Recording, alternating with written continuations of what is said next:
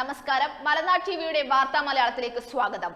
പൈനാവ് ആക്രമണത്തിൽ കൂടുതൽ വിവരങ്ങൾ പുറത്ത്. പകതീരാതെ വീണ്ടും ആക്രമണം. ഭാര്യ മാതാവിനെയും ഭാര്യ സഹോദരന്റെ കുട്ടിയെയും തീ കൊളുത്തി കൊലപ്പെടുത്താൻ ശ്രമിച്ച പ്രതി വീണ്ടും ലക്ഷ്യമിട്ടത് ഭാര്യ മാതാവിനെ കൊലപ്പെടുത്താൻ. ഇതേ സംബന്ധിച്ച് വിശദ വിവരങ്ങളുമായി മലനാട് ടിവിയുടെ റിപ്പോർട്ടർ ഇടുക്കിയിൽ നിന്ന് ചേരുന്നു.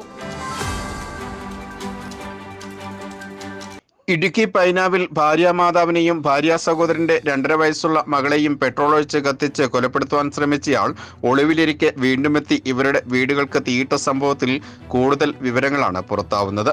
ഭാര്യാമാതാവിനെ കൊല്ലാൻ ആയിരുന്നു പ്രതിയായ സന്തോഷ് 2 വീടുകൾക്ക് തീയിട്ടുകൊണ്ട് ആക്രമണം നടത്തിയതെന്ന് ഇടുക്കി SP TK വിഷ്ണുപ്രദീപ് പറഞ്ഞു.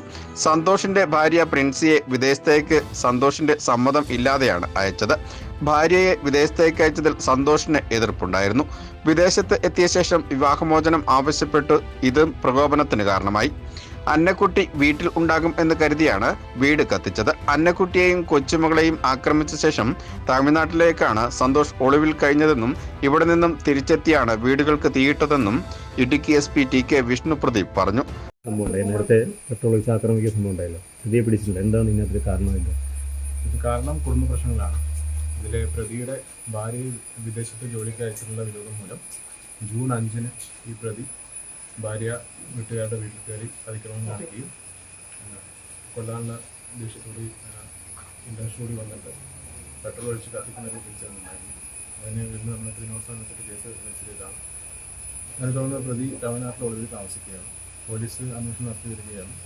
ഇന്നലെ വീണ്ടും പ്രതി ഈ വീട്ടിലോട്ട് വന്നിട്ട് പെട്രോൾ ഒഴിച്ചിട്ട് വീട് കത്തിച്ച് ഇൻസിഡൻറ്റുണ്ടായിട്ടുണ്ട്.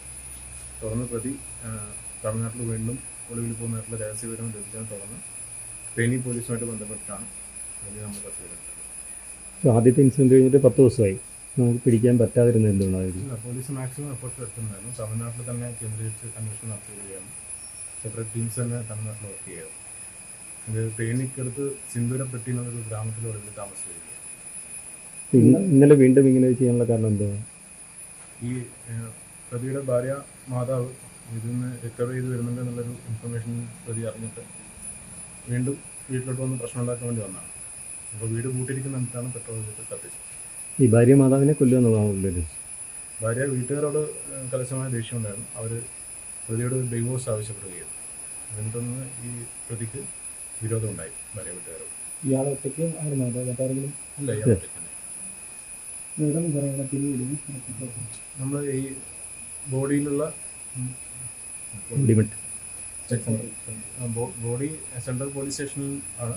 ആ ബോഡി ചെക്ക് പോസ്റ്റിനാണ് നമ്മൾ മൂന്തൽ ചെക്ക് പോസ്റ്റ്.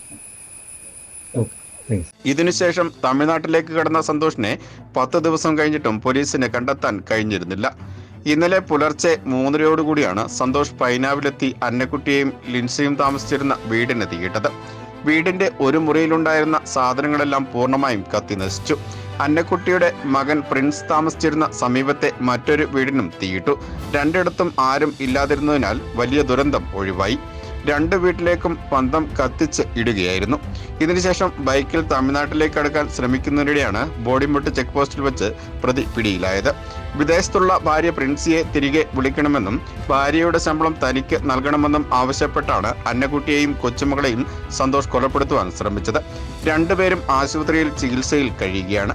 സന്തോഷിനെ ചോദ്യം ചെയ്തതിനു ശേഷം കോടതിയിൽ ഹാജരാക്കി. Malanad news, Idukki. You are watching India's first NGO television, Malanad TV India.